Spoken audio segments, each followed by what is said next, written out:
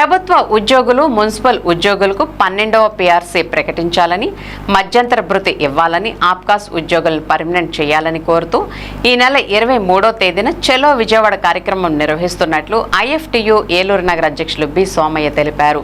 స్థానిక ఐఎఫ్టియు జిల్లా కార్యాలయంలో మున్సిపల్ ఆప్కాస్ కార్మికులతో కలిసి 23న చలో విజయవాడ కార్యక్రమ పోస్టర్లను ఆవిష్కరించారు. ఈ సందర్భంగా ఆయన మాట్లాడుతూ 11వ పీఆర్సీ కాలపరిమితి ముగిసి 2.5 సంవత్సరాలు దాటింది. కూటమి ప్రభుత్వం 12వ పీఆర్సీ గురించి పట్టించుకోకపోవడం అన్యాయమని అన్నారు. తక్షణమే 12వ పీఆర్సీ ప్రకటించాలని, మధ్యంతర భృతి ఇవ్వాలని, మున్సిపల్ రంగంలో పనిచేసే 50,000 మంది కాంట్రాక్ట్ అవుట్సోర్సింగ్ ఉద్యోగులను పర్మనెంట్ చేయాలని డిమాండ్ చేశారు.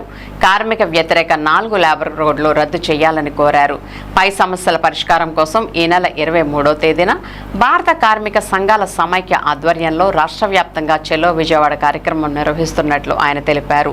ఈ నెల 23వ తేదీన చలో విజయవాడ కార్యక్రమంలో మున్సిపల్ ఉద్యోగులు, కార్మికులు, ఆప్కాస్ కార్మికులు అధిక సంఖ్యలో పాల్గొని జయప్రదం చేయాలని కోరారు.